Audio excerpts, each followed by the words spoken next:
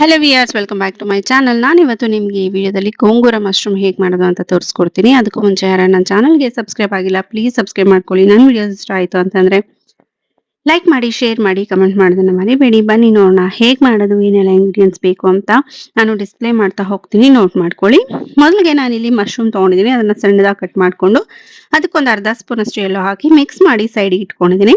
ಹಾಗೆ ಒಂದು ಪ್ಯಾನ್ ತೊಗೊಳ್ತಾ ಇದ್ದೀನಿ. ಅದಕ್ಕೆ ಒಂದು ಅರ್ಧ ಕಪ್ಪಷ್ಟು ಪುದೀನ, ಅರ್ಧ ಕಪ್ಪಷ್ಟು ಗೋಂಗೂರ ಸೊಪ್ಪು, ಹಾಗೆ ಒಂದು 4ರಿಂದ 5 ಹಸಿಮೆಣಸಿನ್ಕಾಯಿ, 1 ಇಂಚಷ್ಟು ಶುಂಠಿ, ಕೊತ್ತಂಬರಿ ಸೊಪ್ಪು ಒಂದು ಅರ್ಧ ಕಪ್ಪು, ಮತ್ತೆ ಬೆಳ್ಳುಳ್ಳಿ ಹಾಕೊಂಡು ಚೆನ್ನಾಗಿ ಫ್ರೈ ಮಾಡಿ ಅದನ್ನ ಗ್ರೀನ್ ಪೇಸ್ಟ್ ರೆಡಿ ಮಾಡಿ ಇಟ್ಕೊಳ್ತೀನಿ.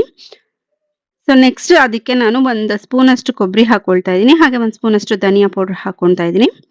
ಸೊ ನೆಕ್ಸ್ಟ್ ಈಗ ಸೇಮ್ ಪ್ಯಾನ್ಗೆ ನಾನು ಒಂದು 3 ಸ್ಪೂನ್ ಅಷ್ಟು ಆಯಿಲ್ ಹಾಕೊಂಡಿದ್ದೀನಿ. ಸಣ್ಣಗೆ ಕಟ್ ಮಾಡ್ಕೊಂಡಿರುವಂಥ ಮೀಡಿಯಂ ಸೈಜ್ ಆನಿಯನ್ ತೊಗೊಂಡಿದ್ದೀನಿ. ಸೊ ಅದಕ್ಕೆ ಒಂದು ಸ್ವಲ್ಪ ಉಪ್ಪು ಮತ್ತೆ ಎಲ್ಲೋ ಹಾಕೊಂಡು ಫ್ರೈ ಮಾಡ್ಕೊಳ್ತೀನಿ ರಾ ಸ್ಮೆಲ್ ಹೋಗೋವರೆಗೂ. ಇದಕ್ಕೆ ನೆಕ್ಸ್ಟ್ ಒಂದು 2 ಸ್ಪೂನ್ ಅಷ್ಟು ಶುಂಠಿ ಬೆಳ್ಳುಳ್ಳಿ ಪೇಸ್ಟ್ ಮತ್ತೆ ಒಂದು ಮೀಡಿಯಂ ಸೈಜ್ ಟೊಮ್ಯಾಟೊ ಹಾಕೊಳ್ತಾ ಇದ್ದೀನಿ. ಟೊಮ್ಯಾಟೊ ಸಾಫ್ಟ್ ಆಗೋವರೆಗೂ ಬೇಯಿಸ್ಕೋಬೇಕು. ಆಗ ನಾವು ನೆಕ್ಸ್ಟ್ ಗ್ರೀನ್ ಪೇಸ್ಟ್ನ ಹಾಕೋಬೇಕು. ಸೊ ಇದಕ್ಕೆ ನಾವು ಒಂದು ಅರ್ಧ ಕಪ್ ಅಷ್ಟು ನೀರು ಹಾಕೊಂಡು ಚೆನ್ನಾಗಿ ಫ್ರೈ ಮಾಡ್ಕೋಬೇಕು. ಸೊ ಇದನ್ನ ಒಂದು 10ರಿಂದ 15 ನಿಮಿಷ ಲೋ ಫ್ಲೇಮಲ್ಲಿ ಫ್ರೈ ಮಾಡ್ಕೊಂಡ್ಮೇಲೆ ನಾವು ಮಶ್ರೂಮ್ನ ಆ್ಯಡ್ ಮಾಡ್ಕೋಬೇಕು. ಮಶ್ರೂಮ್ ಆ್ಯಡ್ ಮಾಡಾದ್ಮೇಲೆ ಒಂದು 15 ನಿಮಿಷ ಲೋ ಫ್ಲೇಮಲ್ಲಿ ಫ್ರೈ ಮಾಡ್ಕೋಬೇಕು.